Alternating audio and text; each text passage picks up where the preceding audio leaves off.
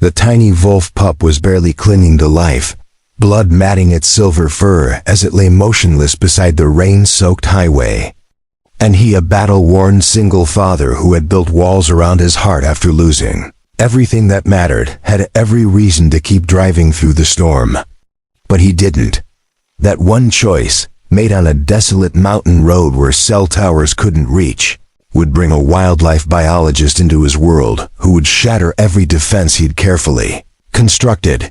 If you believe in the healing power of unexpected connections, in love that blooms from the most unlikely encounters, and in the way broken souls can mend each other while saving something wild and beautiful, this is a story that will restore your faith in second chances. Subscribe to discover more heartwarming journeys of transformation just like this one. Now, let's begin this remarkable tale of courage, compassion, and a love that changed everything. Before we jump back in, tell us where you're tuning in from, and if this story touches you, make sure you're subscribed, because tomorrow, I've saved something extra special for you. The October rain hammered against the windshield of Calvin Drovich's battered pickup truck with the relentless fury of a storm that had been building for days. Through the rhythmic sweep of worn wipers, the winding mountain highway stretched ahead like a dark ribbon, barely visible in the gloom of early evening. Calvin gripped the steering wheel tighter, his knuckles white against the cracked leather, and squinted through the downpour at the treacherous curves of Thornfield Pass. He knew these roads well, had driven them countless times during his years working construction in the remote corners of Pine Valley County. Every pothole, every sharp turn, every place where the asphalt crumbled away into steep ravines that could swallow a vehicle whole. Tonight, though, the familiar felt dangerous. The storm had been battering the region for 3 days straight, turning normally manageable mountain roads into hazardous obstacle courses. Calvin's 11-year-old son, Ethan, sat beside him in the passenger seat, earbuds in, lost in whatever game was glowing on his tablet screen. The boy hadn't looked up from the device in over an hour, which suited Calvin just fine. Conversations between them had grown increasingly strained over the past year, ever since Sarah's death had left them both adrift in a house that felt too quiet, too empty, too full of memories neither of them knew how to process. The boy had his mother's dark hair and thoughtful eyes, but where Sarah had been warm and expressive, Ethan had become withdrawn, building walls that Calvin didn't know how to scale. Maybe it was genetics. Calvin had never been much of a talker either. Maybe it was grief. Maybe it was just the natural distance that seemed to grow between fathers and sons when mothers weren't there to bridge the gap. Calvin adjusted the rearview mirror and caught a glimpse of his own reflection, weathered face, gray threading through brown hair that had once been as dark as Ethan's, lines around his eyes that had deepened considerably in the 18 months since Sarah's car accident. At 38, he felt older than his years, like someone who had seen too much and lost too much to believe in easy endings anymore. The windshield wipers struggled against the increasing downpour, and Calvin leaned forward, trying to make out the road ahead. They were returning from a weekend visit to Sarah's parents in Millbrook, a monthly obligation that had become increasingly difficult for all involved. Ethan's grandparents meant well, but their house was a shrine to their deceased daughter, filled with photos and memories that seemed to emphasize everything that was missing from Calvin and Ethan's daily life. Calvin had served 2 tours overseas before meeting Sarah, had seen enough combat to know how trauma could hollow a person out from the inside. But nothing in his military experience had prepared him for the particular kind of warfare that grief waged on a household, the way it could turn ordinary objects into landmines, the way it could make a father and son feel like strangers sharing the same address. The radio crackled with a weather advisory, the announcer's voice cutting through the static to warn of flash flood conditions and potential road closures throughout the mountain region. Calvin reached for the volume knob, then froze as his headlights caught something in the road ahead. At first, he thought it was debris, a fallen branch or chunk of rock washed down from the hillside by the storm. But as he slowed the truck and the headlights illuminated the shape more clearly, Calvin's heart lurched. It was an animal, small and gray, lying motionless in the middle of the asphalt. Calvin pulled over to the shoulder, gravel crunching under the tires, and put the truck in park.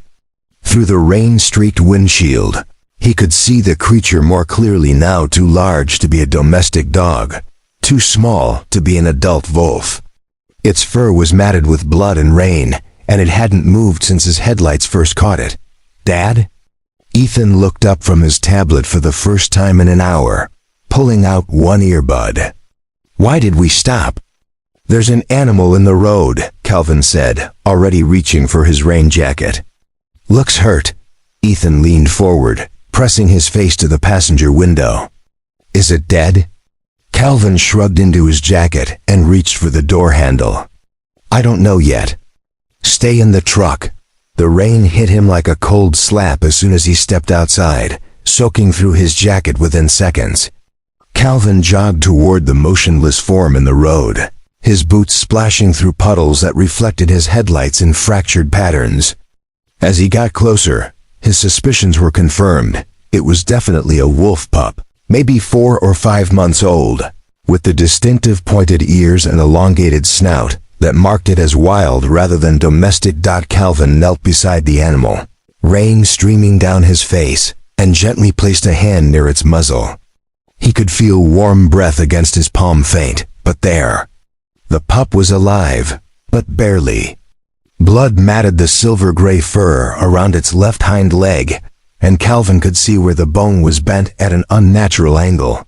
Probably hit by a vehicle and left for dead on this remote stretch of highway. Looking at the injured animal, Calvin felt something twist in his chest, a familiar ache that had nothing to do with the storm or the cold.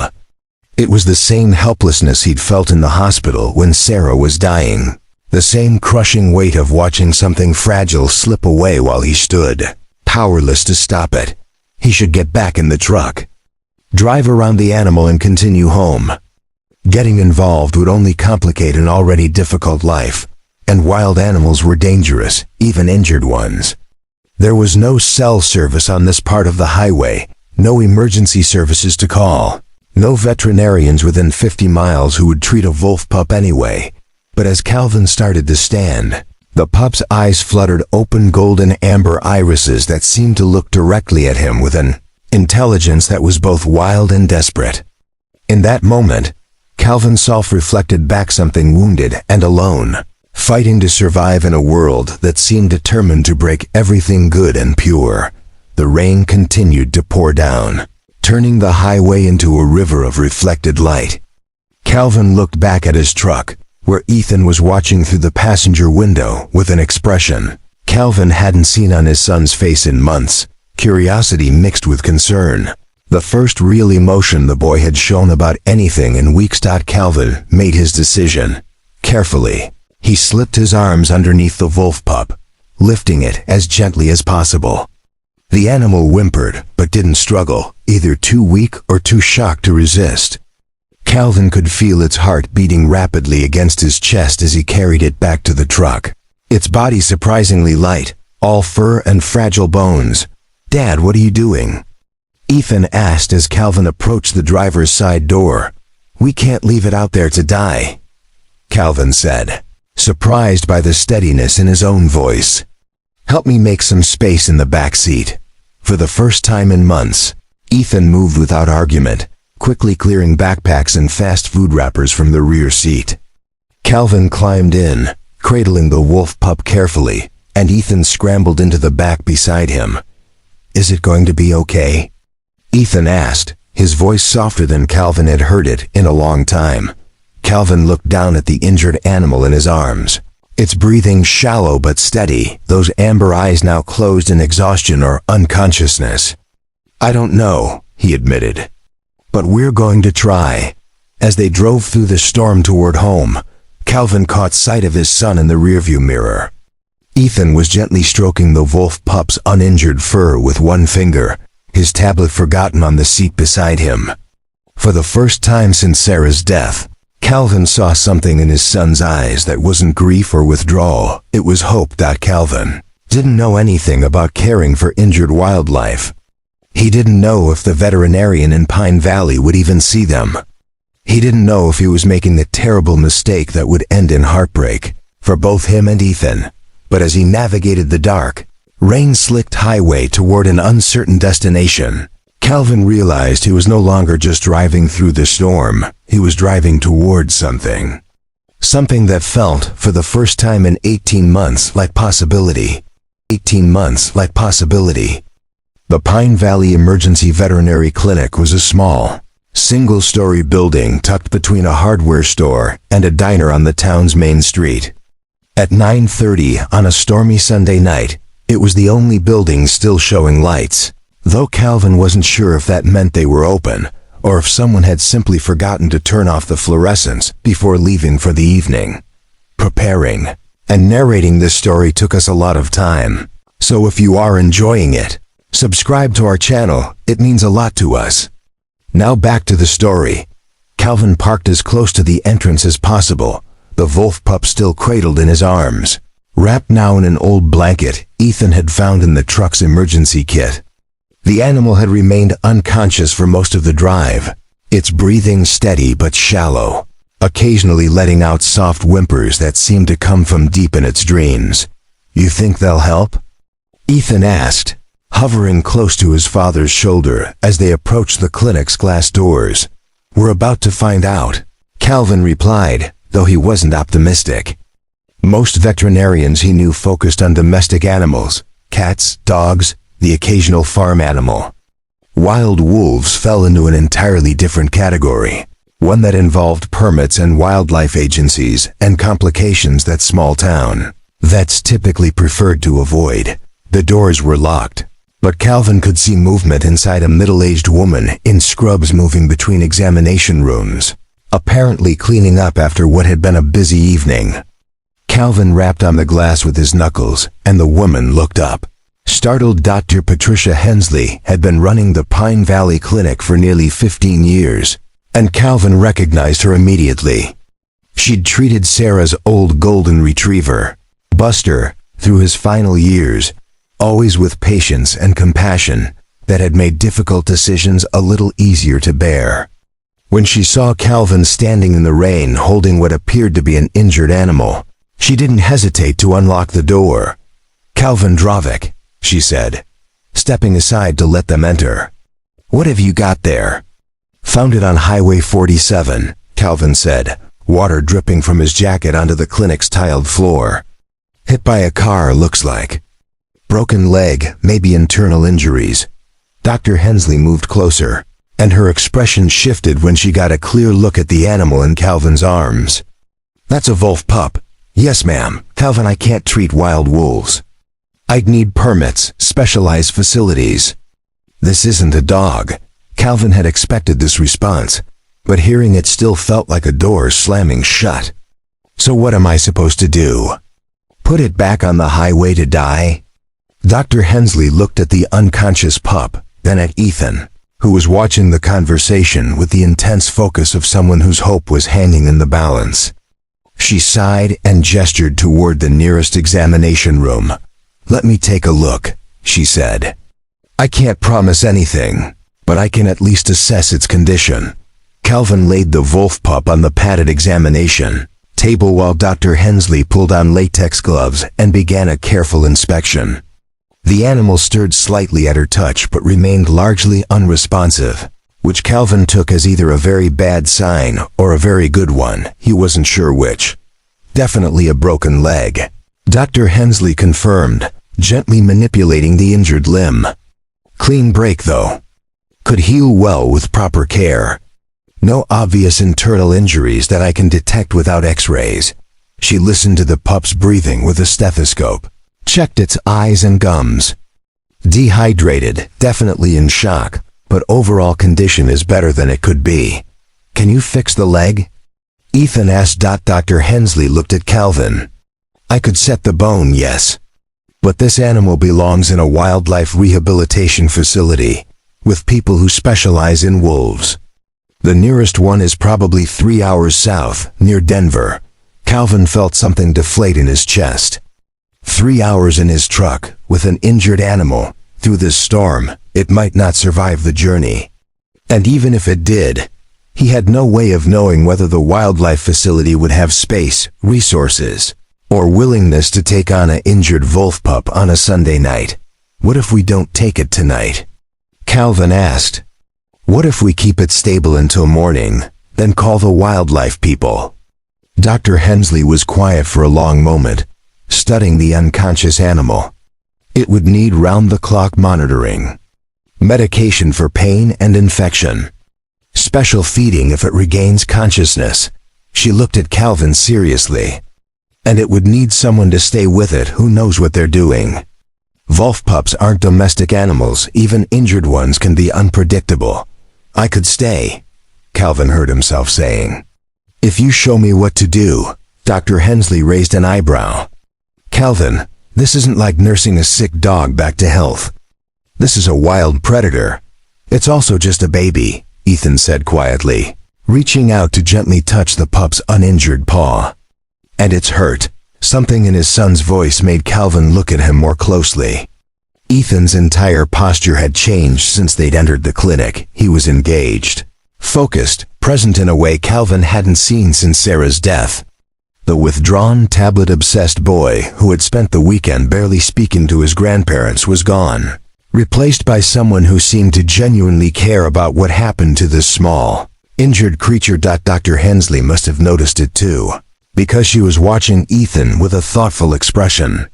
"You know," she said slowly, "there might be another option." Calvin waited. "I have a colleague, Dr. Rowena Drelleth. She's a wildlife biologist who works with the State Parks Department, specializes in wolf reintroduction and rehabilitation programs. She's been doing research in this area for the past few years, tracking pack movements and population dynamics." "Is she local?" "She's been staying at the research station up near Blackwater Lake for the past month, working on a project involving radio collar tracking. It's only about 40 minutes from here, even in this weather." Dr. Hensley picked up her phone. If anyone would know how to properly care for an injured wolf pup, it would be her. Calvin felt a surge of something he didn't want to name: relief, maybe, or gratitude. "You think she'd be willing to help?" Rowena's the kind of person who became a wildlife biologist because she can't stand to see animals suffer, Dr. Hensley said, already dialing. "If she's available, she help." The phone rang several times before a voice answered, female, professional, slightly breathless, as if the speaker had been in the middle of something physical when the call came through. "Rowena, it's Pat Hensley at the Pine Valley Clinic. I'm sorry to bother you so late, but I've got a situation here that needs your expertise." Calvin could hear only one side of the conversation, but Dr. Hensley's expression grew more optimistic as she explained the circumstances. After several minutes of back and forth, she hung up and turned to Calvin. "She's on her way," Dr. Hensley said. "Should be here within the hour. In the meantime, I'm going to set this leg and get the pup started on some fluids and antibiotics. For the next hour." Calvin and Ethan watched Dr. Hensley work with the careful precision of someone who had spent years mending broken things. She set the wolf pup's leg in a small cast, started in 4-line to combat dehydration, and administered medications that seemed to ease the animal's obvious distress. The pup regained consciousness during the procedure, those amber eyes opening to fix on Calvin with an intensity that was both grateful and wary. It didn't struggle against Dr. Hensley's treatment, but Calvin could sense the wildness in it, a core of untamed energy that remained even in injury and weakness. What happens if it can't be released back to the wild? Ethan asked as they waited. Dr. Hensley was washing her hands at the sink. "That depends on a lot of factors. The extent of the injuries, how well it heals, whether it can learn the survival skills it would need. Some wolves that are raised in captivity from an early age can't ever be released. They become too dependent on humans, lose their natural fear and hunting instincts, so it might have to live in a zoo or something, or a wildlife sanctuary. There are places that provide permanent homes for animals that can't return to the wild." Calvin looked at the wolf pup, now resting more comfortably but still connected to 4 tubes and monitors. He wondered what Sarah would have thought about this, about him stopping in a storm to rescue a wild animal, about bringing Ethan into a situation that might end in disappointment or danger. Sarah had always been the practical one in their relationship, the voice of reason that balanced Calvin's occasional impulses toward reckless compassion. But she had also been the one who insisted they stop to help stranded motorists, who donated time and money to animal shelters, who taught Ethan that caring for things weaker than yourself wasn't optional. It was what made you human. Maybe she would have understood. The clinic's front door chimed, and Calvin looked up to see a woman entering, shaking rain from a dark green jacket. She was younger than he'd expected, maybe early 30s, with auburn hair pulled back in a practical ponytail and eyes the color of pine forests after rain. She moved with the fluid confidence of someone accustomed to working outdoors, her boots and clothing suggesting she'd come directly from the field research station. "You must be Calvin," she said, extending a hand. "I'm Rowena Dralleth. Pat told me you found an injured pup on Highway 47. Calvin stood to shake her hand, surprised by the firmness of her grip. "This is my son, Ethan. We couldn't just leave it there. Ethan, we couldn't just leave it there." Rowena smiled at Ethan, then moved immediately to the examination table where the wolf pup lay. Calvin watched her work, noting the gentle but authoritative way she handled the animal, the quick assessment she made of its condition, and Dr. Hensley's treatment. "Excellent work, Pat," she said after several minutes. "This little one is lucky to be alive. What are its chances?" Calvin asked. Rowena looked at him directly, and Calvin found himself caught by the intelligence in her green eyes. "Better than they were an hour ago. The break should heal cleanly, and there don't appear to be any major internal injuries. The bigger question is what happens next, meaning this pup is probably around 4 months old, which is right at the edge of the critical socialization period. Any older, and it would be nearly impossible to rehabilitate for release. Any younger, and it would be too dependent on its pack to survive alone." She gestured toward the sleeping animal. "This one is right in the sweet spot, old enough to have basic survival instincts, young enough to still learn what it needs to know." Calvin felt Ethan move closer to his side. "So it can go back to the wild?" "With proper care and rehabilitation, yes. It's going to require several months of specialized treatment, though. Physical therapy for the leg, gradual reintroduction to appropriate foods, socialization with other wolves if possible." Rowena looked between Calvin and Ethan. "It's not a simple process." Calvin nodded, though he wasn't entirely sure what he was agreeing to. All he knew was that for the first time in 18 months, he and his son were united in caring about something outside their own grief. Whatever came next, it felt like the beginning of something important. "What do we need to do?" he asked. Rowena's smile was warm and genuine. "First, we get this little one stable and comfortable. Then we figure out how to give it the best possible chance at the life it was meant to live." Outside, the storm continued to rage, but inside the small veterinary clinic, Calvin felt something shift, not just in the injured wolf pup's condition, but in the space between him and Ethan, and in the way the future suddenly seemed full of possibilities he hadn't considered before. By Tuesday morning, Calvin's garage had been transformed into something resembling a makeshift wildlife rehabilitation center. The wolf pup, whom Ethan had quietly begun calling Scout, though no one had officially named the animal, was housed in a large wire enclosure that Rowena had helped Calvin construct using materials from the hardware store and her own professional knowledge of wolf behavior. The enclosure took up most of the garage's floor space, complete with elevated sleeping areas, water stations, and enough room for the pup to move around despite its cast. Rowena had been clear about the importance of providing appropriate stimulation. Even during recovery, wolves were intelligent animals that could develop behavioral problems if kept in environments that were too sterile or restrictive. Calvin stood in the doorway between the house and garage, holding his morning coffee and watching Scout eat from a bowl of specially prepared food that Rowena had shown him how to make. The pup was definitely stronger than it had been 3 days ago, its amber eyes alert and tracking movement, though it still moved carefully to avoid putting weight on its injured leg. "He's looking better," Ethan said, appearing beside Calvin in pajamas and slippers. It was the first time in months that Ethan had gotten up early voluntarily, but he'd been rising before his alarm every day since Scout's arrival, eager to check on the animal's progress. "She," Calvin corrected gently. "Rowena confirmed yesterday that Scout's female." Ethan nodded, taking the correction seriously. "She looks stronger, more awake," Calvin had to agree. Scout's transformation over the past few days had been remarkable, from a nearly lifeless creature they'd found on the highway to an increasingly alert and engaged animal that watched their movements with obvious intelligence. Dr. Hensley had stopped by twice to check on the healing process and pronounced herself impressed with Scout's resilience. The sound of tires on gravel announced Rowena's arrival for her daily check-in. She'd been coming by every morning before heading to her research station, and every evening after finishing her field work. Officially, these visits were about monitoring Scout's medical progress and adjusting her rehabilitation plan.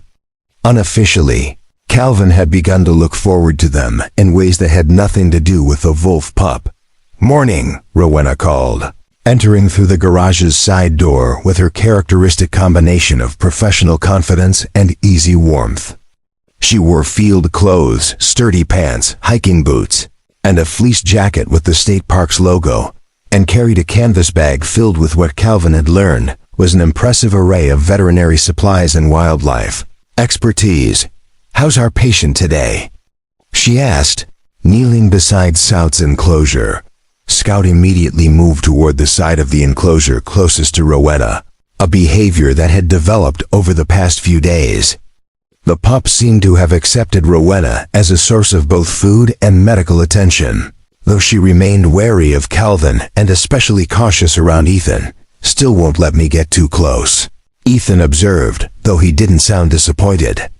Rowena had explained that maintaining some wariness around humans was actually a positive sign for an animal that would eventually need to survive in the wild.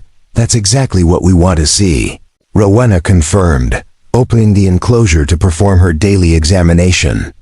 Scout allowed the handling but kept her attention focused on Rowena's face, as if trying to read her intentions. Too much comfort with humans would make rehabilitation much more difficult. Calvin watched Rowena work, noting the practiced way she moved around the wolf pup, the gentle efficiency of her examination technique. Over the past few days, he'd learned that she'd been studying wolves for nearly a decade, had published research on pack dynamics and territorial behavior, and had been involved in reintroduction programs across 3 different states.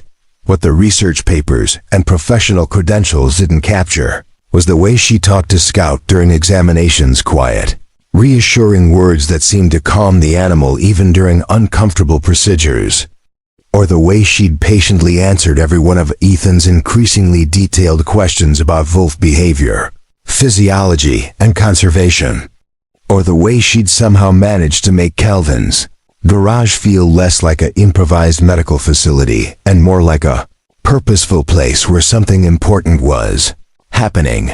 "The cast should be able to come off in another week or so," Rowena said, finishing her examination and securing the enclosure. "Dr. Hensley wants to do another X-ray to confirm the bone is healing properly, but everything looks good so far." "What happens then?" Calvin asked. "Then the real work begins. Physical therapy to restore full mobility, dietary changes to prepare her for hunting, behavioral assessments to make sure she's developing appropriate survival instincts." Rowena stood, brushing dust from her knees. "The goal is to have her ready for a soft release by late spring." Ethan looked up from where he'd been sketching, Scout in a notebook. "What's a soft release?" "It means we don't just open a cage and push her out into the forest," Rowena explained. "We gradually introduce her to larger spaces, monitor her hunting behavior, make sure she can find food and shelter on her own." The final step would be releasing her in territory where there's an established wolf pack that might accept her. Calvin found himself wondering what would happen to their morning routine once Scout was gone. The past few days had given structure to their lives that had been missing since Sarah's death. Purpose, shared focus, something outside their own grief that demanded attention and care. Have you always worked with wolves? Ethan asked. Rowena smiled. Not always. I started out studying small mammals, mostly rodents and bats. But I did my graduate research on wolf reintroduction in Yellowstone, and I got hooked on their complexity. Wolves aren't just individual animals. They're social beings with family structures, communication systems, cultural traditions that get passed down through generations. Cultural traditions? Calvin asked. Like what? Hunting techniques, territorial boundaries, even play behaviors. Different packs develop different approaches to problem solving, and they teach those approaches to their young. It's not just instinct, it's learned behavior, passed down through families. Calvin thought about his own family traditions, the ways he and Sarah had tried to pass down values and perspectives to Ethan, the customs and habits that had died with her. He wondered what Scout might have learned from her pack before ending up alone on a highway, and what she would need to learn now to survive in a world that had suddenly become much more complicated. Coffee? Calvin offered, realizing he'd been staring at Rowena longer than was probably appropriate. I'd love some. Thanks. They moved into the kitchen, leaving Ethan in the garage with Scout. Through the window, Calvin could see his son settling into the lawn chair they'd placed near the enclosure. Notebook balanced on his knees as he continued his detailed observations of Scout's behavior. He's really taken to this, Rowena observed, following Calvin's gaze. It's the most interested he's been in anything since his mother died. Calvin poured coffee into 2 mugs, adding cream to his own. He barely spoke for months after the accident. Now he's keeping detailed notes on everything Scout does. Rowena accepted the mug Calvin offered her. Grief affects everyone differently. Sometimes having something else to focus on, something that needs you, can be part of the healing process. Calvin leaned against the kitchen counter, studying Rowena's profile as she watched Ethan through the window. There was something about her presence that made the house feel less empty, the silences less heavy. Not just because she filled them with conversation about wolf behavior and rehabilitation timelines, but because she seemed genuinely interested in the answers to the questions she asked about Calvin and Ethan's lives. What about you? Calvin asked. What got you interested in wildlife biology? Rowena turned from the window, and Calvin caught something briefly vulnerable in her expression before she covered it with a professional smile. The usual story, I suppose. Kid who loved animals more than people, turned that obsession into a career. More than people? Animals are honest, she said after a moment. They don't pretend to be something they're not, don't say things they don't mean. There's a purity in their motivations that I find comforting. Calvin had the sense there was more to the story, but Rowena's tone suggested the subject was closed. Instead, he asked, how long will you be staying in the area? Through the spring, probably. The research project is funded through June, and I want to see Scout's rehabilitation through to completion. She looked at him directly. If that's all right with you, of course. I know having a wildlife biologist appear in your garage every day wasn't exactly what you signed up for when you stopped to help an injured animal. Calvin realized he was smiling. Actually, it's been the best part of our days. Something flickered in Rowena's eyes, surprise, maybe, or pleasure. Mine too. They stood in comfortable silence for a moment, drinking coffee and watching Ethan sketch. Calvin found himself aware of small details he hadn't noticed in months. The way morning light came through the kitchen window, the sound of Ethan's pencil moving across paper, the faint scent of pine and outdoors that seemed to follow Rowena wherever she went. Calvin, Rowena said quietly, can I ask you something? Sure. When you found Scout on the highway, what made you stop? Most people would have driven past, especially in weather like that. Calvin considered the question. I don't know, exactly. Maybe because I know what it feels like to be broken and alone on the side of the road, waiting for someone to care enough to stop. Rowena nodded slowly. Sarah's death. Among other things, Calvin found himself wanting to tell her about the months after he'd come home from overseas, the way he'd struggled to readjust to civilian life, the patience Sarah had shown while he figured out how to be a husband and father instead of a soldier, the way grief had made him feel like a stranger in his own life all over again.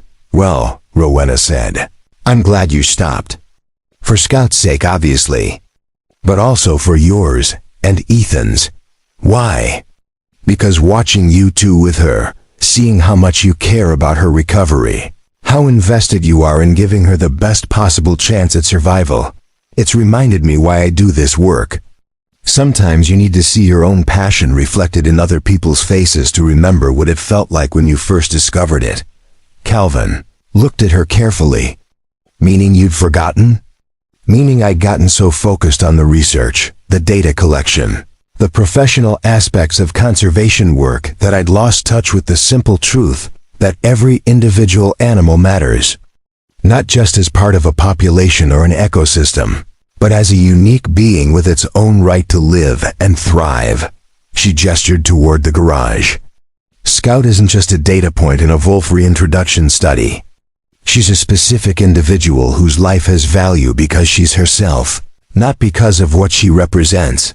Calvin felt something shift in his understanding of both Rowena and the situation they'd all found themselves in. So we're helping each other. We're helping each other, she agreed. From the garage came the sound of Ethan talking quietly to Scout, his voice carrying the kind of gentle confidence Calvin hadn't heard since before Sarah's death. Through the window, Calvin could see his son leaning toward the enclosure, apparently explaining something to the wolf pup, who was watching him with those bright amber eyes.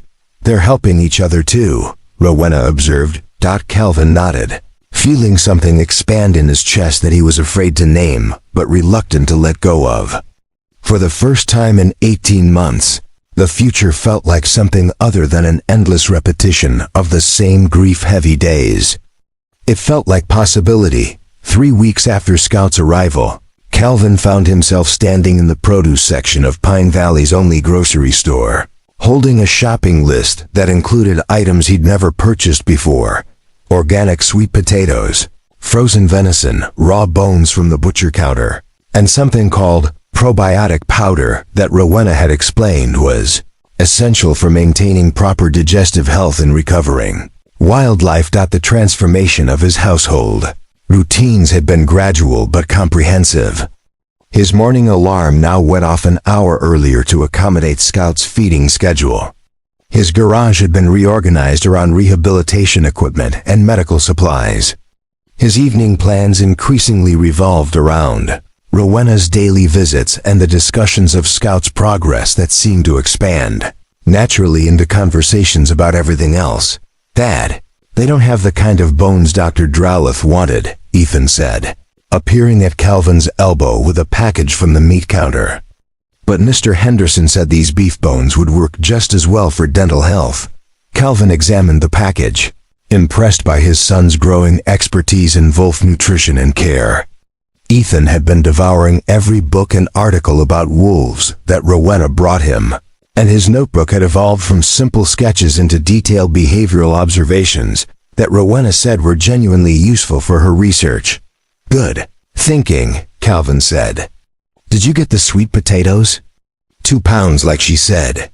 And I found the probiotic powder in the pet supply section. Ethan hefted a small container. It's expensive, Calvin shrugged. Scout's worth it. As they loaded their purchases into the truck, Calvin reflected on how natural that statement had become.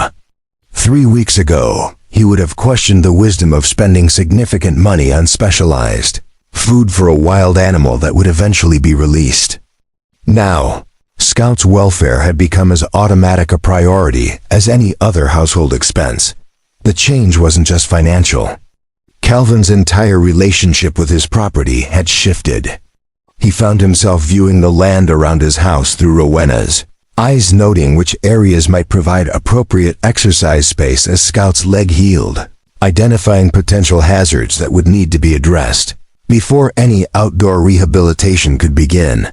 He'd even started researching wolf behavior and conservation on his own, reading scientific papers that Rowena had mentioned and watching documentaries that helped him understand the complex social dynamics Scout would need to navigate when she was returned to the wild. Dr. Drelif's truck is already there, Ethan observed as they turned into their driveway. Calvin felt the small surge of anticipation that had become familiar over the past few weeks. Rowena's visits had evolved beyond simple medical check-ins into something that felt more like collaborative partnership. She consulted Calvin and Ethan on decisions about Scout's care, incorporated their observations into her professional assessments, and had begun staying for dinner more evenings than not. They found Rowena in the garage, kneeling beside Scout's enclosure with a collection of toys and enrichment items spread out on a blanket. Scout was investigating a puzzle feeder, a device designed to make wolves work for their food, simulating the problem-solving challenges they would face in the wild. "How's she doing with it?" Calvin asked, setting down the grocery bags. "Better than expected," Rowena replied without looking up. "She figured out the basic mechanism within about 10 minutes. Now she's experimenting with different approaches to see which one is most efficient." Calvin watched Scout manipulate the feeder with her paws and teeth, her movements showing increasing confidence despite the cast that still protected her healing leg. The transformation over the past 3 weeks had been remarkable, not just physically, but in terms of alertness, curiosity, and engagement with her environment. "I brought the bones you wanted," Ethan said, showing Rowena the package. "And I have some new observations from yesterday." Rowena smiled. "Let's hear them." Ethan flipped open his notebook, his voice taking on the serious tone he used when discussing Scout's behavior. "She's been spending more time at the elevated sleeping area, especially during the afternoon. And she started burying leftover food in the far corner of the enclosure, even though she knows we'll feed her again the same evening." "Excellent observations," Rowena said. "Both of those behaviors suggest her natural instincts are developing appropriately. The elevated resting and food catching are classic wolf behaviors that indicate she's thinking beyond immediate needs." Calvin felt pride in his son's growing expertise, but also something deeper, a recognition of how much Ethan had changed since Scout's arrival. The withdrawn, tablet-obsessed boy who had barely spoken for months had been replaced by someone engaged with the physical world, curious about animal behavior, confident enough to contribute meaningfully to adult conversations about complex scientific topics. "I've been thinking about the next phase of rehabilitation," Rowena said, standing and brushing off her knees. "The cast should come off next week, and once we confirm the leg has healed properly, we'll need to start expanding Scout's environment." "Meaning?" Calvin asked. "Meaning she needs space to run, opportunities to practice hunting behaviors, exposure to the kinds of environmental challenges she faces in the wild." Rowena gestured toward the garage doors. "This enclosure has served its purpose, but she's ready for something larger." Calvin had been expecting this conversation, but he still felt something like reluctance. Scout's presence in his garage had become a comforting constant, a reason to get up early and stay engaged with the world beyond his own grief. The idea of moving her further away felt like losing something important. "How much larger?" Ethan asked. "Ideally several acres. Enough space for her to develop proper exercise patterns, practice stalking and chasing behaviors, learn to navigate different types of terrain." Rowena looked at Calvin. "I've been scouting potential sites on state land, but they're all pretty far from here. The logistics of daily monitoring and feeding would be challenging." Calvin found himself saying, "What about here?" Rowena raised an eyebrow. "Here? I've got 12 acres behind the house. Most of it's just woods and meadow that I don't use for anything. If we fenced the right section, would that work?" Calvin, that would be a significant investment. Professional wildlife fencing, proper gates, environmental modifications. Rowena looked concerned. And once Scout is released, you'd be left with an expensive setup that wouldn't have any other purpose. Calvin looked at Ethan, who was watching the conversation with obvious hope. What do you think? He asked his son. I think Scout belongs here, Ethan said simply. Not forever, but for as long as she needs to learn how to be wild again. Calvin turned back to Rowena. How much are we talking about? Over the next hour, Rowena walked Calvin and Ethan through the property, pointing out areas that would work well for different aspects of Scout's rehabilitation. A section of dense forest where she could practice stalking skills. A meadow that could support the small game animals she would need to learn to hunt. A stream that would provide both water and the kind of environmental complexity that wild wolves encountered daily. It would actually be ideal, Rowena admitted as they stood at the edge of the woods, looking back toward the house. Close enough for daily monitoring, large enough for meaningful exercise, diverse enough to provide appropriate challenges. And afterwards? Calvin asked. After Scout is released? Rowena was quiet for a moment. Well, the infrastructure could be used for other wildlife rehabilitation. There's always a need for temporary housing for injured or orphaned animals. And if you were interested, the State Parks Department has grant programs that help fund private rehabilitation facilities.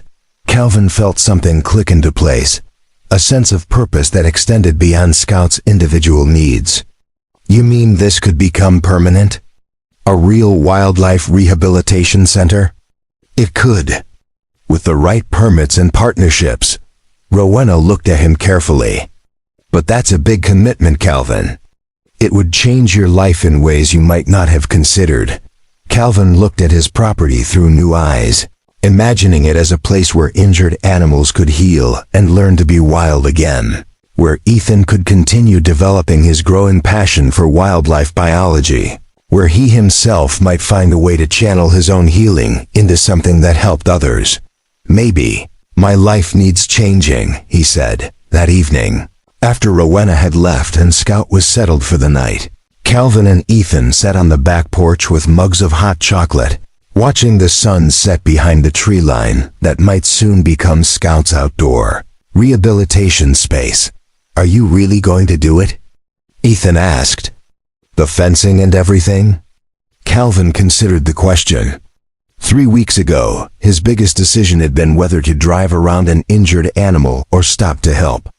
Now he was contemplating a commitment that would reshape his property, his finances, and his future in ways he was only beginning to understand.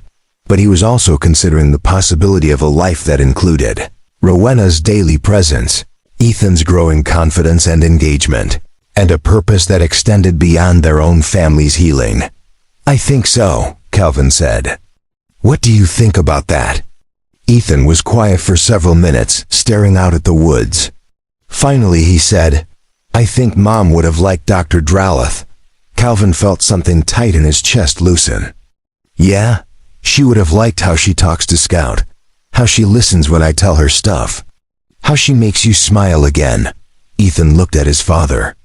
And she would have wanted us to help Scout learn how to be wild. Calvin reached over and squeezed his son's shoulder. I think you're right. That night, Calvin lay awake thinking about fencing costs and permit applications, about the logistics of building something permanent from what had started as a temporary emergency. But mostly he thought about the way Rowena's eyes lit up when she talked about Scout's progress, the way Ethan had started sleeping better since Scout's arrival, the way the house felt less like a memorial to loss, and more like a home where healing was possible. For the first time since Sarah's death, Calvin was planning for a future that felt worth building. The X-rays showed perfect bone alignment, clean healing, and no complications. Dr. Hensley pronounced Scout's leg fully recovered, and the cast came off on a Thursday morning in early November, revealing a limb that was slightly thinner than its counterpart, but otherwise strong and functional. Scout's first steps without the cast were tentative. careful testing of weight distribution and balance. But within an hour, she was moving with increasing confidence around her enclosure, and by evening she was demonstrating the kind of fluid, purposeful movement that indicated her rehabilitation was progressing exactly as it should. She's ready for the outdoor space, Rowena confirmed, watching Scout pace the perimeter of the garage enclosure with obvious restlessness. How's the fencing project coming? Calvin wiped his hands on a rag, gesturing toward the window where workers could be seen installing the final sections of 8-foot wildlife fencing around what would become Scout's 3-acre rehabilitation area. Should be finished by tomorrow afternoon. The gate hardware arrives Monday. The past 2 weeks had been a whirlwind of construction activity, permit applications, and equipment deliveries. Calvin had invested more money in the project than he'd initially planned, but watching Scout's growing need for space and exercise had convinced him that anything less than professional-grade facilities would be inadequate. He'd also discovered, somewhat to his surprise, that he enjoyed the planning and construction aspects of creating something purposeful and lasting. The rehabilitation area wasn't just fencing. It included shelter structures for weather protection, elevated observation platforms for behavioral monitoring, and even a small stream diversion that would provide flowing water throughout the enclosed space. It looks incredible, Rowena said, though Calvin caught something in her tone that suggested the conversation wasn't finished. But? He prompted. Rowena was quiet for a moment, watching Scout investigate a new enrichment toy. Calvin, we need to talk about timeline. Scout's progress has been faster than I expected, which is wonderful. But it also means we're getting closer to the point where she need to be evaluated for release candidacy. Calvin felt something cold settle in his stomach. How much closer? If she adapts well to the outdoor space, demonstrates appropriate hunting behaviors, and continues to maintain healthy wariness around humans, she could potentially be ready for soft release by early spring. Maybe sooner. Ethan looked up from his notebook. But that's good, right? That's what we've been working toward. It is, Rowena agreed. It's exactly what we've been working toward. I just want to make sure everyone understands what that means. Calvin understood what she wasn't saying directly. Scout's departure would end the daily routine that had given structure and purpose to their lives for the past month. It would eliminate the reason for Rowena's regular visits, the shared project that had brought them all together, the common focus that had helped Ethan emerge from his grief, and helped Calvin imagine a future beyond survival. And after that? Calvin asked. After Scout is released? Rowena was quiet for several minutes, her attention apparently focused on Scout's behavior, but Calvin could sense deeper currents in her silence. Finally, she said, that depends on a lot of things. Like what? Like whether the State Parks Department approves your application for the rehabilitation facility permits. Like whether you really want to commit to the kind of long-term wildlife work that would justify maintaining this setup. She looked at him directly. Like whether you're doing this because you genuinely want to help wildlife, or because it's a way to avoid dealing with other aspects of your life. Calvin felt something defensive rise in his chest. What's that supposed to mean? It means, Rowena said gently, that sometimes people throw themselves into projects like this as a way of avoiding harder conversations. About grief, about moving forward, about what they actually want their lives to look like. What they actually want their lives to look like. Ethan had gone very still, his attention shifting between his father and Rowena with the hyper-alert awareness of someone who had learned to read adult tensions as potential threats to stability. Calvin took a deep breath, recognizing that this conversation had been building for weeks. You think I'm using Scout as a distraction. I think you're using Scout as a way to avoid thinking about what happens when she's gone. To your relationship with Ethan, to your healing process, to the possibility that you might want things for yourself that aren't just about being a father or taking care of injured animals. The words hung in the air between them like a challenge. Calvin found himself aware of how much had changed since that stormy night when he'd found Scout on the highway, not just in terms of their daily routines, but in the fundamental assumptions about what his life could include. What if I don't know what I want? Calvin asked quietly. Then maybe it's time to figure it out. Rowena's voice was gentle, but Calvin could hear something else underneath: vulnerability, maybe, or uncertainty. He realized that whatever was happening between them had become as complicated for her as it had for him. Can I ask you something? Calvin said. Sure. When you said animals are honest, that they don't pretend to be something they're not, what were you really talking about? Rowena looked away, and Calvin saw her hands tighten slightly around the notebook she was holding. I was talking about people who say they want one thing when they really want something else. People who make promises they don't keep, commitments they don't honor. Someone specific? My ex-husband. The words came out flat, matter of fact. We were both wildlife biologists, supposed to be partners in research and in life. Turned out he was better at the research part. Calvin waited, sensing there was more. He had very specific ideas about what our life should look like. House in the suburbs, stable teaching positions, weekend hobbies that didn't interfere with career advancement. Rowena's voice carried a bitterness Calvin hadn't heard before. When I got the opportunity to do field research, to actually work with wild wolf populations instead of just writing papers about them, he considered it a betrayal of our shared goals. So you chose the wolves. I chose authenticity over convenience. And he chose someone whose ambitions were more compatible with his own. Rowena looked at Calvin directly. The divorce was finalized 6 months ago. This research project is supposed to be a fresh start. Calvin began to understand why Rowena's presence in their lives felt both natural and precarious. She was dealing with her own process of rebuilding, her own questions about what came next, her own uncertainty about whether temporary arrangements could become something more permanent. And now? Calvin asked. Now I'm trying to figure out whether I can trust my own judgment about people.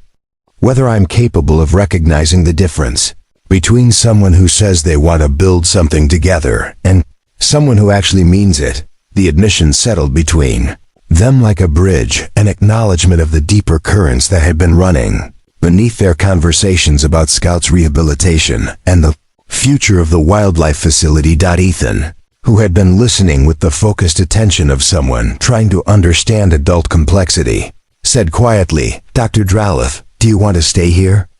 After Scout gets released? Rowena looked at Ethan, then at Calvin.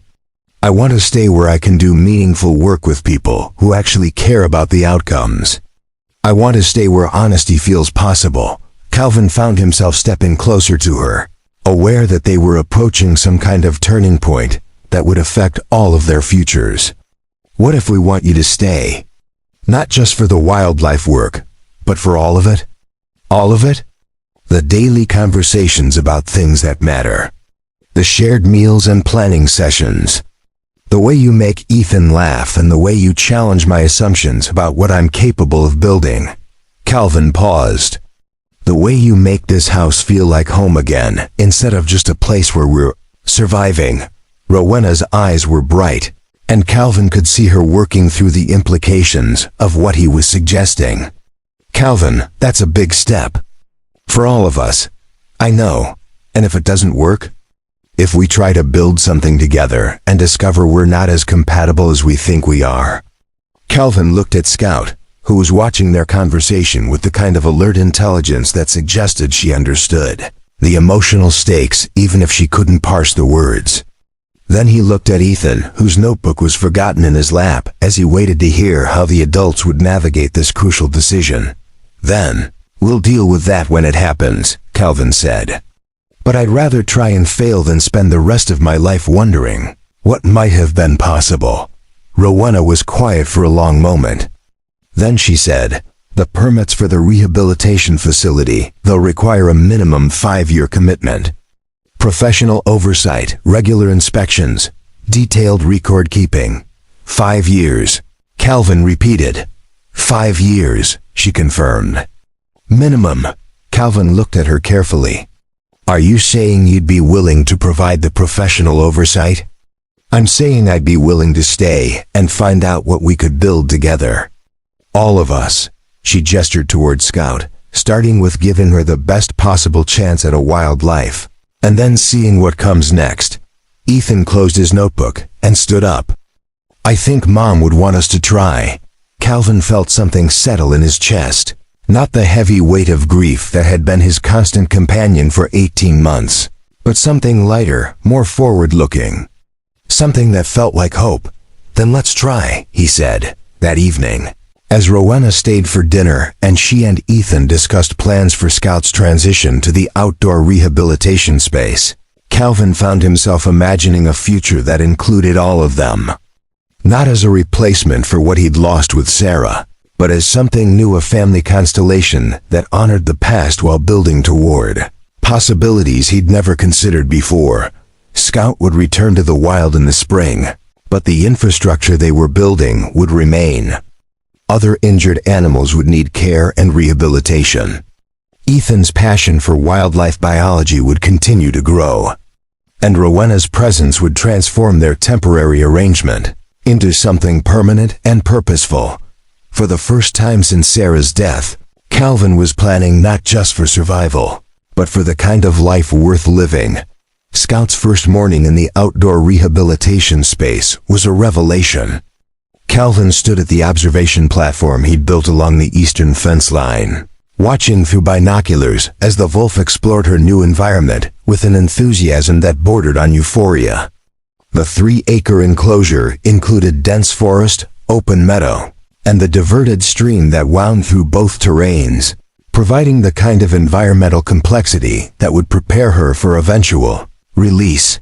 She's already found the den site, Rowena said, joining Calvin on the platform with her own field glasses and a thermos of coffee. Look, near the large oak at the forest edge.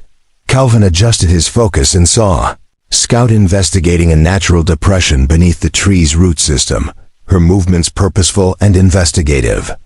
She was using her nose to examine every inch of the space, occasionally pawing at the earth or testing the stability of overhead branches. Is that normal behavior? Calvin asked. Completely normal. Wolves are den-oriented animals. They need secure resting places that provide protection and territorial advantage. Rowena lowered her binoculars. The fact that she's immediately seeking appropriate shelter means her instincts are intact. Ethan appeared on the platform carrying his notebook and a digital camera that Rowena had taught him to use for behavioral documentation. Over the past month, his observations had become sophisticated enough that Rowena incorporated them into her official research reports. She's been following the stream for 20 minutes, Ethan reported, and she found the rabbit warren near the meadow edge. She spent a long time watching it. Calvin felt a surge of pride in his son's growing expertise, but also something deeper, a recognition of how much Ethan had changed since Scout's arrival. The boy who had once spent entire days absorbed in electronic devices was now awake before dawn, eager to observe and document the natural world with an intensity that reminded Calvin of Sarah's focused passion for her own work. Any hunting behavior? Rowena asked. She practiced stalking the squirrel, but it was more like play than serious hunting. And she's been investigating scent marks along the fence line. Rowena nodded approvingly. She's mapping her territory, understanding boundaries and resources. All positive indicators. They spent the morning documenting Scout's exploration patterns, taking notes on her preferences for different terrain types, her attention to potential prey animals, and her reaction to various environmental stimuli. By afternoon, Scout had established what appeared to be regular patrol routes through her enclosure, marking key locations with scent and returning periodically to her chosen den site. This is going better than I hoped, Rowena admitted as they took a break for lunch. Her adaptation to outdoor space has been immediate and confident. If she continues progressing at this rate, we could start introducing live prey within a few weeks. Calvin looked up from his sandwich. Live prey? Live prey? Mice and rabbits, primarily. She needs to practice actual hunting skills, not just stalking and chasing. It's the difference between play behavior and survival behavior. Ethan was sketching Scout's den site in his notebook, his pencil moving with practiced precision. Will she know how to hunt? Or do we have to teach her? Wolves have innate hunting instincts, but they refine their techniques through practice and observation of other pack members, Rowena explained. Since Scout doesn't have a pack to learn from, she needs to develop her skills through trial and error. Our job is to provide appropriate opportunities. That afternoon brought an unexpected development. Scout had been resting in her den when she suddenly emerged, alert and focused on something beyond the enclosure's boundaries. Her posture was different from her usual exploratory behavior, ears forward, body tense, attention fixed on a specific point in the forest beyond the fence. Calvin followed her gaze, but saw nothing unusual. What's she looking at? Rowena was already moving toward the fence, her expression shifting to professional intensity. I'm not sure, but her body language suggests she's detected something significant. They walked the perimeter of the enclosure, trying to identify what had captured Scout's attention. It was Ethan who spotted the track's first large paw prints in the mud near the stream, outside the fence but close enough to the enclosure that Scout would have caught the scent. Wolf tracks, Rowena confirmed, kneeling to examine the prints more closely. Adult, probably male based on the size. Fresh made within the last few hours. Calvin felt something cold settle in his stomach. Wild wolves? Here? It's possible. The reintroduction program in this region has been more successful than we initially projected. There are at least 3 established packs within 50 miles of here.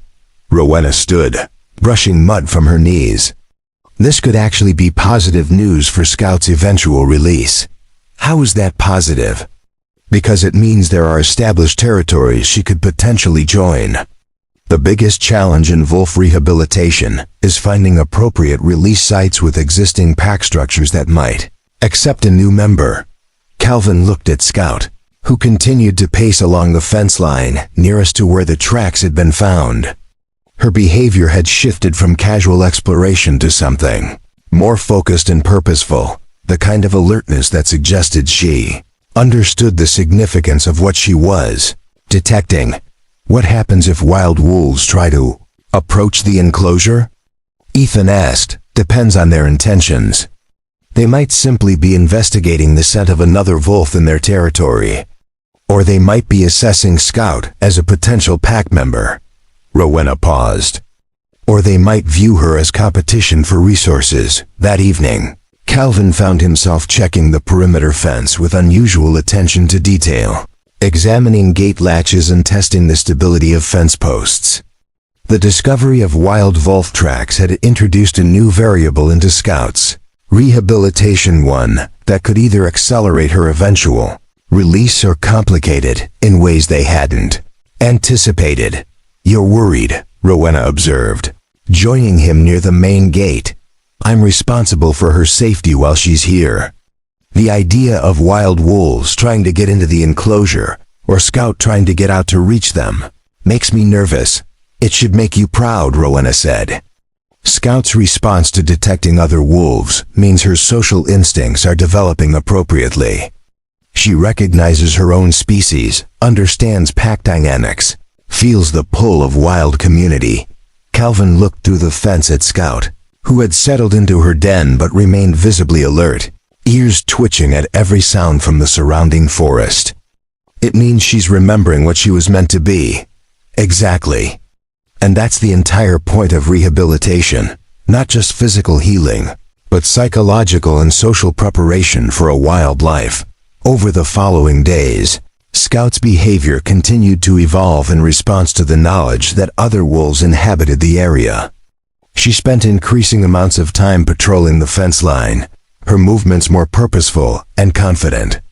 Her hunting practice became more serious and sustained, suggesting an understanding that survival skills would soon be necessary. Most significantly, she began howling. The first howl came at dusk on Thursday, a long, melodic call that carried across the valley with haunting clarity.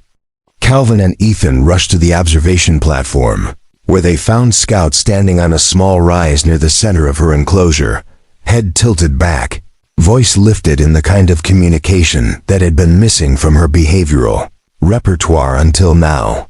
"She's announcing her presence," Rowena explained, arriving with recording equipment to document the vocalization, letting any nearby wolves know that this territory is occupied. "Will they answer?" Ethan asked Dot as if in response to his question. An answering howl drifted across the valley from the direction of the ridge, deeper, more mature, clearly from an adult wolf. Scout's ears pricked forward, and she howled again, her voice stronger and more confident.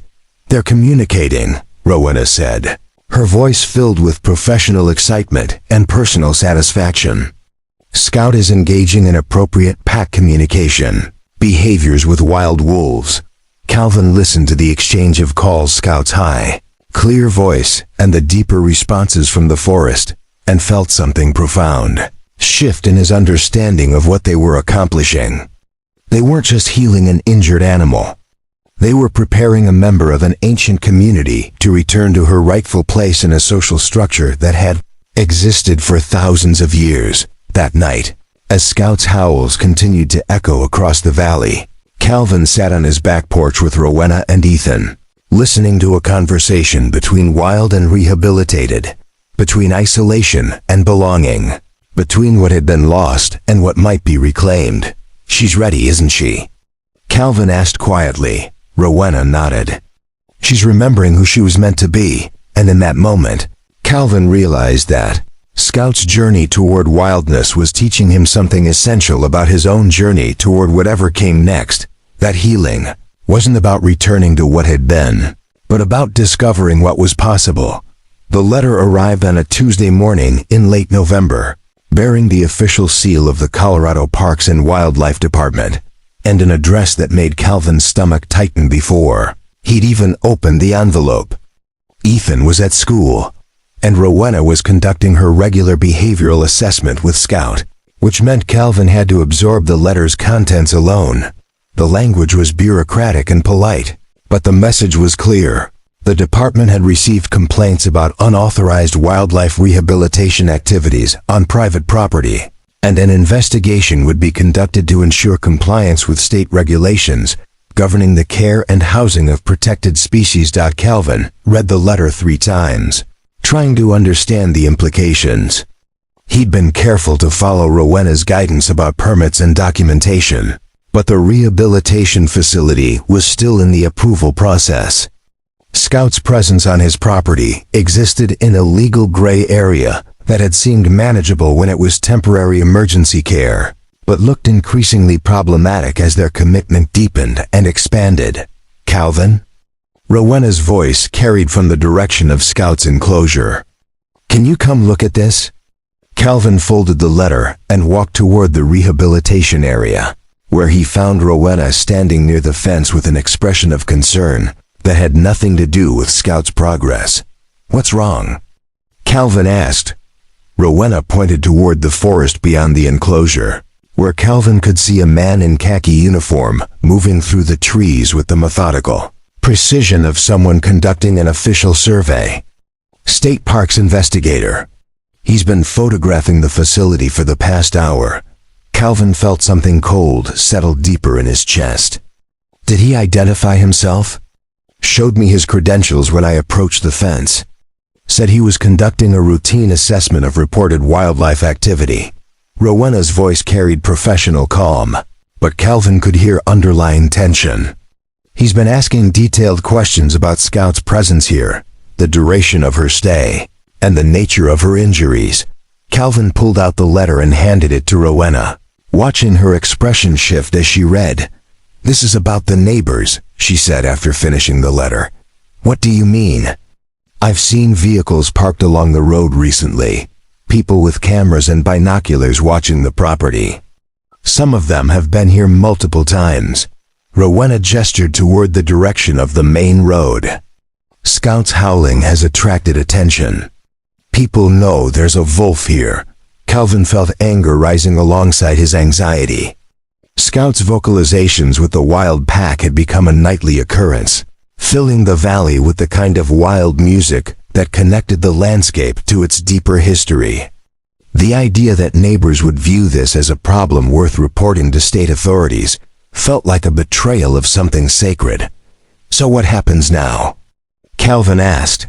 "The investigator will compile a report about whether Scout's presence here constitutes a violation of wildlife protection statutes. If they determine that we're operating an unlicensed rehabilitation facility, they could order her immediate removal to a state-approved facility. Calvin looked through the fence at Scout, who was investigating something near her den site, apparently oblivious to the fact that her future was being debated by people who had never witnessed her journey from near death to vibrant wildness. And if they remove her, she'd probably be transferred to a facility near Denver, where she'd complete her rehabilitation under different protocols. Different people, different environment, different timeline for release. Rowena's voice was carefully neutral, but Calvin understood what she wasn't saying directly. Scout's rehabilitation had been successful precisely because of the personalized attention, familiar caregivers, and gradual adaptation to a specific environment. Transferring her to an institutional facility would disrupt psychological bonds and environmental adaptations that had taken months to develop. "How long do we have?" The investigator said he'd submit his report within a week. The department would make their decision based on that assessment and any public comment they receive.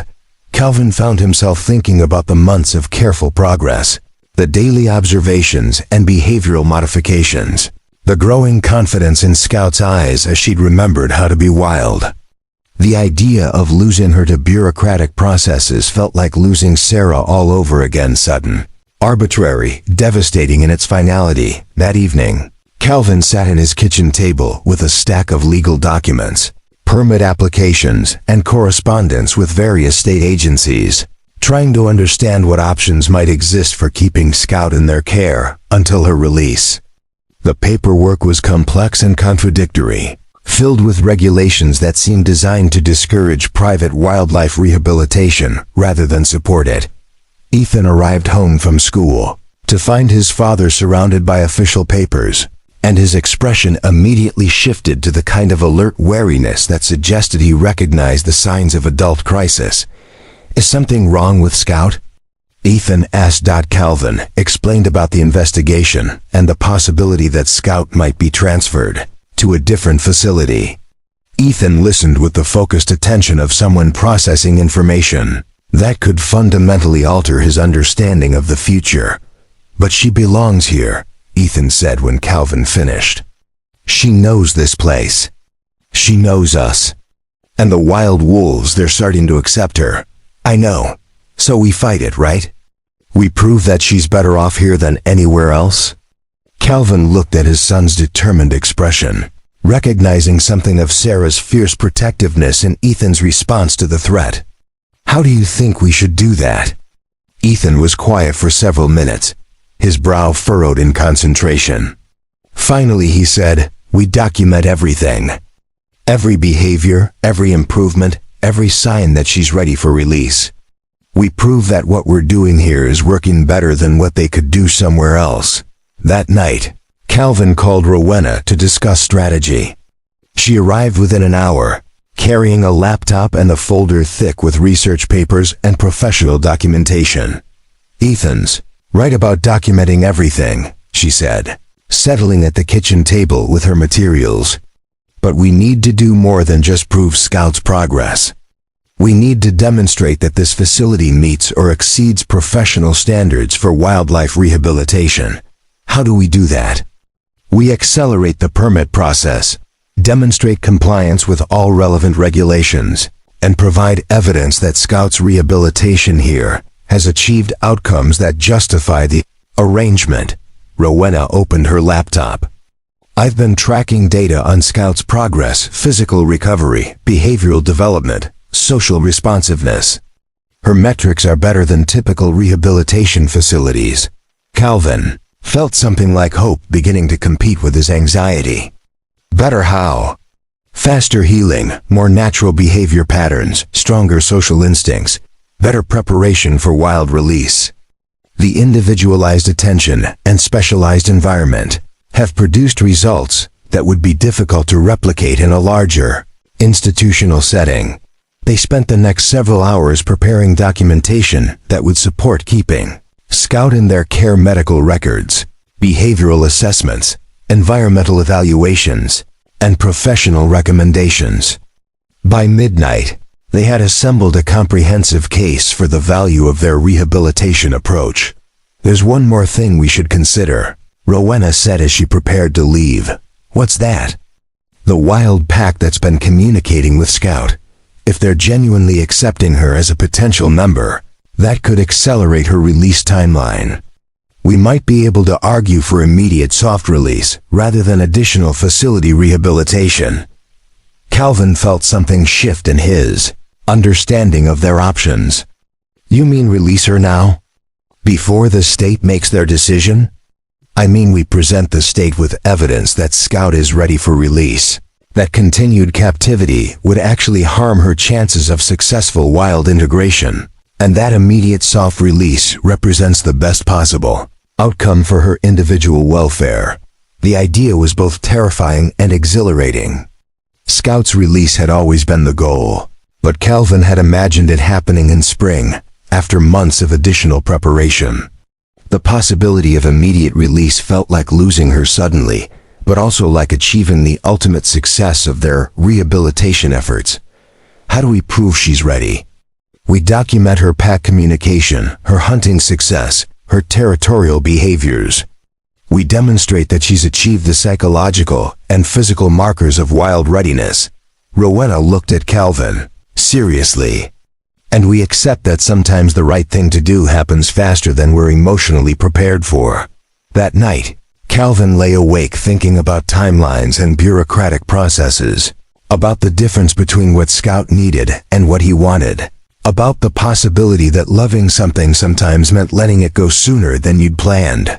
Outside, Scout's voice lifted in a howl that was answered immediately by the wild pack, their conversation carrying across the valley like a promise of belonging that transcended human plans and preferences. The meeting was scheduled for Friday morning at the Pine Valley Community Center, and Calvin arrived to find the room more crowded than he'd expected. State parks officials occupied a table at the front, flanked by representatives from wildlife advocacy groups and what appeared to be several neighbors who had lodged the original complaints. Rowena sat beside Calvin, a carefully organized folder of documentation in front of her, while Ethan had positioned himself in the back row with his notebook and camera ready to document whatever transpired. The state investigator, a thin man named Morrison, who had spent the previous week photographing and measuring every aspect of Scout's rehabilitation facility, stood at a podium reviewing his notes. "This hearing will determine the appropriate disposition of a North American gray wolf currently being housed on private property under circumstances that may or may not comply with state wildlife protection statutes," Morrison announced. "We'll hear from all relevant parties before making our recommendation." Calvin listened as Morrison presented his findings, a detailed assessment of the rehabilitation facility that was surprisingly thorough and, to Calvin's relief, generally positive. The investigator acknowledged that Scout's care had been appropriate and professional, that her physical recovery was complete, and that her behavioral development appeared consistent with successful rehabilitation. However, Morrison continued, the facility operates without proper permits, and the extended timeline for rehabilitation raises questions about whether continued captivity serves the animal's best interests. Mrs. Hendricks, Calvin's nearest neighbor, spoke next, expressing concerns about property values, safety risks, and the appropriateness of keeping dangerous wild animals in residential areas. Her presentation was brief but pointed, emphasizing the community's right to be consulted about activities that could affect their welfare and property values. Calvin felt anger rise in his chest as Mrs. Hendricks described, "Scout is a threat to local pets and livestock. But Rowena's hand on his arm reminded him to stay focused on their strategic objectives, rather than emotional responses, when called to present their case. Rowena stood with the calm professionalism that had characterized all of her work with Scout. She methodically reviewed Scout's medical recovery, behavioral progress, and current readiness indicators, using charts and photographs to document improvements that would have been impossible without individualized care. Scout's rehabilitation has exceeded typical timelines and outcomes, Rowena concluded, precisely because she's received specialized attention in an environment designed specifically for her needs. Transferring her to an institutional facility at this point would disrupt adaptations that have taken months to develop. Morrison nodded approvingly at several points during Rowena's presentation, but his expression remained carefully neutral. When she finished, he asked, "Dr. Drowleth, in your professional opinion, what timeline would you recommend for Scout's release?"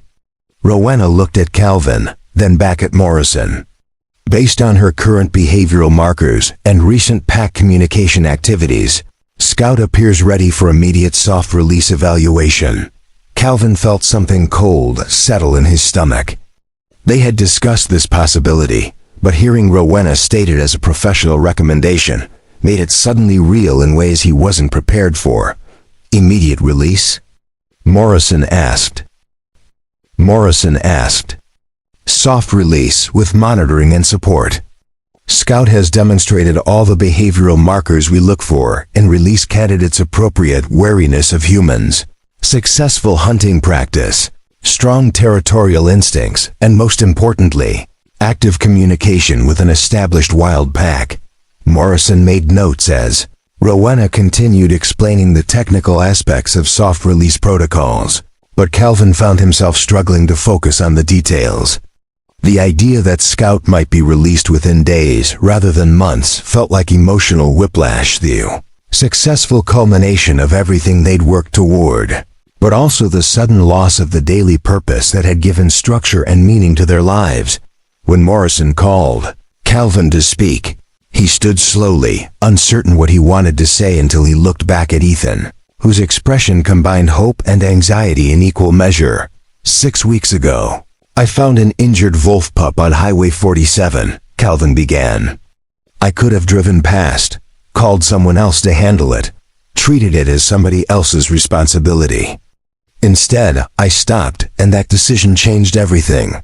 Calvin looked around the room, making eye contact with Morrison, Mrs. Hendricks, and the various officials who would determine Scout's fate. Scout's recovery hasn't just been about healing a broken leg or teaching her to hunt. It's been about remembering what it means to care about something beyond your own immediate needs, to commit to outcomes that matter more than convenience. Calvin paused. My son has learned more about biology, ecology, and responsibility in the past 6 weeks than he did in the previous year of school. I've remembered what it feels like to build something meaningful instead of just getting through each day. Calvin gestured toward the window, beyond which Scout's rehabilitation area was visible. But this was never about what Scout could do for us. It was about what we could do for her. And if Dr. Drowleth says she's ready for release, then our job is to support that transition, regardless of what it means for our own preferences. Morrison was taking notes throughout Calvin's statement, his expression suggesting that the human dimensions of Scout's rehabilitation were as relevant to his assessment as the technical, wildlife management considerations.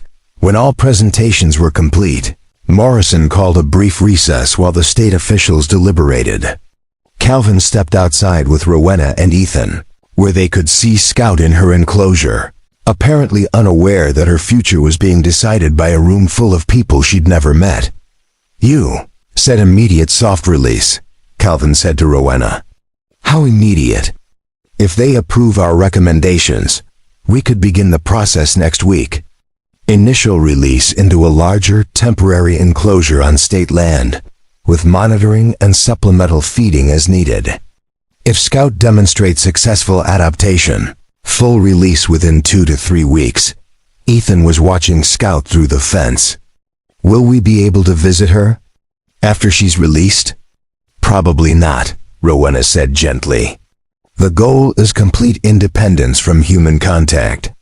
Continued association with us could interfere with her integration into wild pack dynamics. Calvin realized they were approaching the fundamental challenge of all. Rehabilitation work success meant saying goodbye. The better they had done their job, the more completely Scout would need to leave their lives and join the wild community she was meant for. When they returned to the community center, Morrison was ready with the state's decision. Based on our assessment of the rehabilitation facility, the professional qualifications of the supervising biologist, and the documented progress of the animal in question, the state finds that Scout's care has met appropriate standards for wildlife rehabilitation. Morrison paused, looking directly at Calvin. Furthermore, we agree with Dr. Drylith's assessment that continued captivity would not serve Scout's best interests.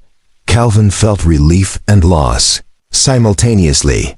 Therefore, Morrison continued, we're authorizing immediate soft release protocols to be supervised by Dr. Drylith and conducted on state wildlife management land. The release process will begin Monday morning. As people began filing out of the community center, Calvin found himself standing in the parking lot with Rowena and Ethan, trying to process the reality that Scout would be leaving their care within days. Monday, Ethan said quietly. Monday, Rowena confirmed. Calvin looked at his son, then at Rowena, then back toward his property, where Scout was spending her final weekend in the rehabilitation facility they had built together. So what happens to us? Calvin asked. After Monday? Rowena's smile was warm, but uncertain. I guess we find out what we built together when we weren't focused on building it. That evening, Calvin stood at the observation platform, watching Scout pace the familiar perimeter of her enclosure, her movements confident and purposeful. In 3 days, she would begin the final phase of her journey back to wildness. And Calvin would begin the next phase of his own journey toward whatever came after, healing. The soft release site was located on state wildlife management land 15 miles northeast of Calvin's property, in a valley where the established wolf pack had been tracked for the past 2 years. Rowena had selected the location carefully close enough to known pack territory for potential integration, but isolated enough to allow Scout privacy during her transition to complete independence. Calvin and Ethan arrived at dawn on Monday morning to find Rowena already setting up monitoring equipment around a large, temporary enclosure that would serve as Scout's final stepping stone between captivity and freedom. The structure was designed to be opened remotely, allowing Scout to choose her own timing for venturing into the wider landscape. How long will she stay in there? Ethan asked, watching Rowena adjust motion-activated cameras that would document Scout's behavior without requiring human presence. That depends entirely on her comfort level, Rowena replied. Some animals leave within hours. Others take weeks to work up the courage. We let Scout decide what feels right. The transport from Calvin's property to the release site had gone smoothly, with Scout showing alertness rather than distress at the change in environment. Now as she explored her temporary enclosure, her movements suggested curiosity about the new scents and sounds of wild territory rather than anxiety about unfamiliar surroundings. Calvin watched Scout investigate the boundaries of her space, noting how different her behavior appeared from those first days in his garage. The injured, barely conscious animal they had rescued had transformed into something magnificent, alert, confident, powerful in ways that spoke to thousands of years of evolutionary adaptation. She knows, doesn't she? Calvin said quietly. She understands what's happening, Rowena nodded. Wolves are incredibly intelligent about territorial changes. She can smell the pack, hear their communications, sense that she's in their range. Her body language suggests excitement rather than fear. As if to confirm Rowena's assessment, Scout moved to the highest point in her enclosure and released a long, clear howl that carried across the valley. The response came almost immediately, multiple voices from different directions, creating a complex harmony that spoke of pack structure and social dynamics. "They're talking to her," Ethan observed, his voice filled with wonder. "They're evaluating her," Rowena corrected gently, "trying to determine whether she's a potential pack member or territorial competition. Her responses over the next few days will determine how they proceed." Calvin found himself thinking about his own evaluation process over the past months, the way he'd gradually moved from survival mode to active engagement, from grief-focused isolation to purposeful connection with Rowena and deeper relationship with Ethan. Scout's transition to wildness paralleled his own transition toward whatever came next. Over the following week, Calvin and Ethan made daily trips to the release site, maintaining a respectful distance while documenting Scout's progress through Rowena's monitoring equipment. Scout had left her temporary enclosure on the third day, establishing a den site within a quarter-mile of the pack's known territory. Her hunting success exceeded expectations. Trail cameras captured her stalking and successfully taking small prey with the kind of efficiency that indicated her rehabilitation had prepared her well for wild survival. More importantly, the cameras documented increasing interactions with pack members, beginning with cautious observation and progressing to what appeared to be preliminary acceptance. "Behaviors. She's integrating faster than I hoped," Rowena reported during their Friday check-in. "The pack alpha female has been observed sharing a kill with Scout, which suggests they're accepting her as a subordinate pack member rather than viewing her as competition."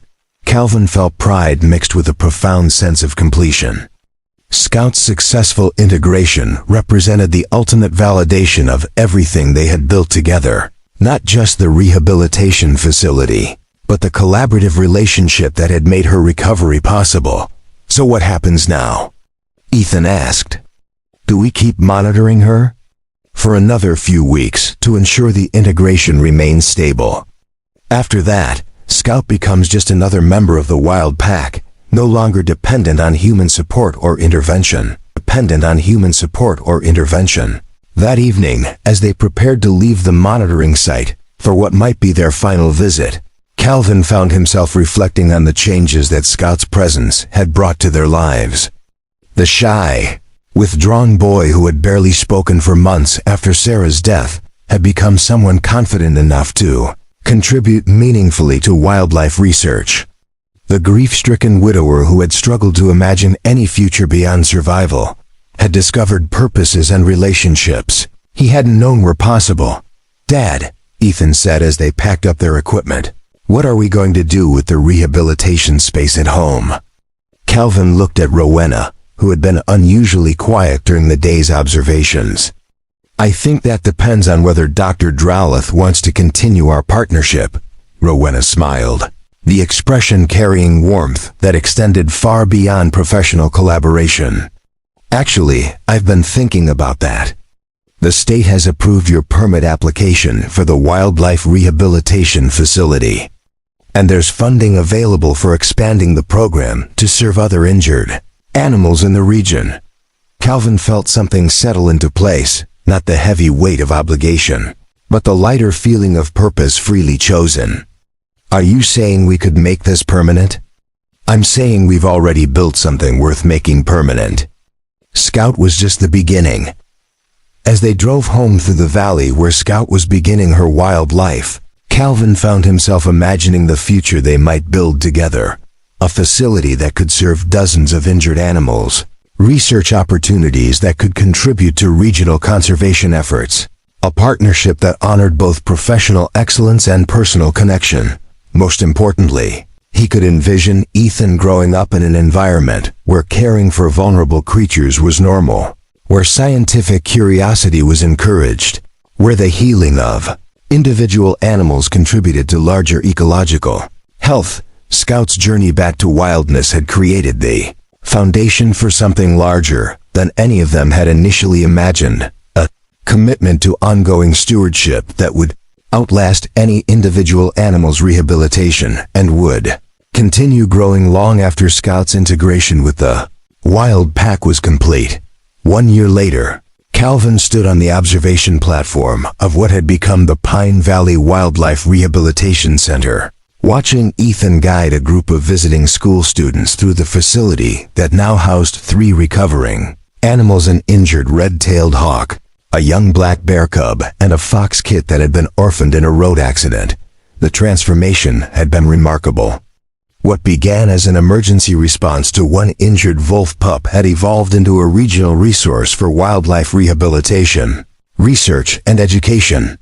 Rowena's expertise and Calvin's practical skills had combined to create something neither could have built alone: a place where healing happened daily, where second chances were the norm rather than the exception. "The hawk should be ready for release next week," Rowena said, joining Calvin on the platform with 2 cups of coffee and the kind of comfortable familiarity that had developed between them over months of shared purpose and deepening partnership. Calvin accepted his coffee, noting the engagement ring that still felt new on Rowena's finger, 3 months after he'd proposed during a late evening feeding session with the bear cub. Their relationship had grown as naturally as Scout's rehabilitation, built on mutual respect, shared values, and the recognition that some partnerships make both individuals stronger than they were alone. "And the bear cub?" Calvin asked. "Another month, probably. She's demonstrating excellent foraging behaviors, but we want to make sure her den-building instincts are fully developed before winter sets in."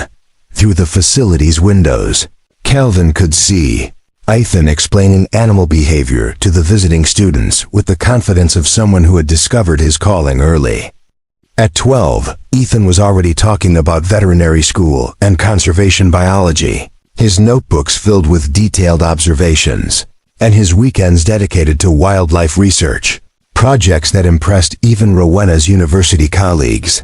Sound of distant howling drifted across the valley. Scouts pack announcing their presence, claiming territory, raising young. Trail cameras had documented Scout's continued integration and her role in successfully raising 2 pups of her own. She had become not just a survivor, but a contributor to the wild community's ongoing health and stability. "Do you ever wonder what would have happened if you'd driven past that night?" Rowena asked. Calvin considered the question, thinking about the man he'd been 18 months ago, isolated, grief-stricken, focused on survival rather than growth. "I think I would have stayed stuck in the past instead of building toward the future," Rowena smiled. "Scout saved us as much as we saved her." As they watched Ethan's animated explanation of wildlife rehabilitation techniques, Calvin reflected on the truth of that observation. Scout's journey back to wildness had taught them all something essential about healing. That recovery wasn't about returning to what had been, but about discovering what was possible when broken things were given the chance to become whole again. Pine Valley Wildlife Rehabilitation Center would continue growing, helping dozens of animals each year while teaching the next generation of conservationists. Scout's legacy lived not just in her own successful return to the wild, but in the ongoing commitment to ensuring that no injured animal would face recovery alone. Up next, you've got 2 more standout stories right on your screen. If this one hit the mark, you won't want to pass these up. Just click and check them out. And don't forget to subscribe and turn on the notification bell so you don't miss any upload from us.